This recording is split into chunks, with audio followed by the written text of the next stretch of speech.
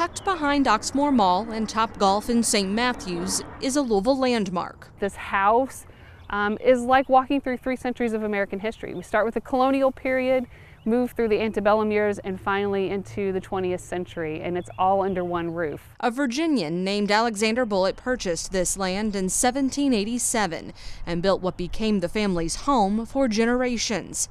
Today, you can tour the property and the many outbuildings that predate the Civil War. From a spring house, an ice house, a hemp barn, 2 outdoor kitchens, a smokehouse, and then 4 former slave dwellings. Oxmoor Farm's curator, Shirley Harmon. These buildings typically didn't survive past 1865. But these did, because they were still in use just a few years ago. We still farm about 260 acres, so it's the oldest continually working farm in Jefferson County.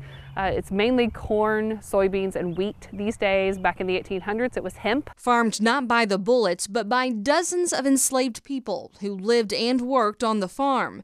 These one-room slave cabins, first built of wood and then brick and stone, hold the remaining pieces of a past you haven't heard. Earth builds up over time, and it got that layer got buried, but we found it. Lori Stahlgren is an archaeologist who spent the last year and a half inside these dwellings. So we just dig, we just scrape. More than a foot deep. And artifacts might come up. Uncovering a better picture of what life was like on the farm. When you find certain things, you really touch the past. And it allows you to have empathy for the people in the past and gives you a space to think about how the past influences today. Her team got involved when Oxmoor Farm decided to convert these slave dwellings into a museum space. They had no clue what they'd find. We kind of hit the jackpot. In the center of this home, a pit cellar.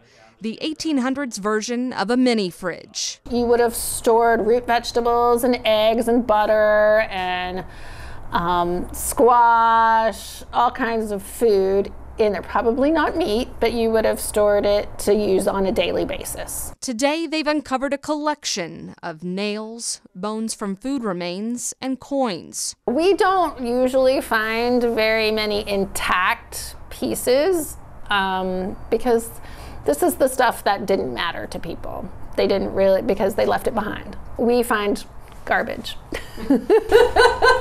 But still fascinating to you. So, you would not believe how much your garbage can tell about you. The corset hooks, straight pens, and embroidery scissors tell the story of the women on this land and the job at hand. Why they had all these coins, who they sewed for, what they were eating.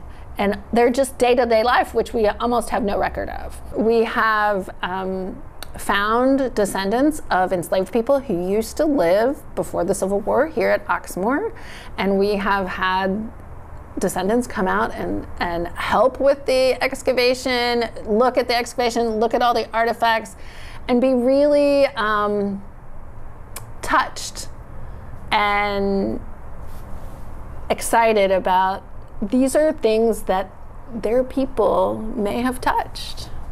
It gives them a really sense of the ownership of the history. Felicia Jamison's used to digging in the archives, not the dirt. When you walk over to the former slave dwellings, it's kind of like a humbling experience. She's turned this project into a history lesson for her comparative humanities class at U of L, giving students a hands-on experience. My favorite thing was part of a pot.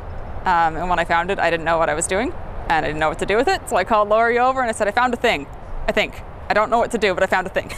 And then she took over from there. Possibly one of the most interesting pieces discovered. Yeah, this is the machete. Found laying against the wall of a slave's home. They may have used it to chop vegetables, but they also may have used it to feel safe.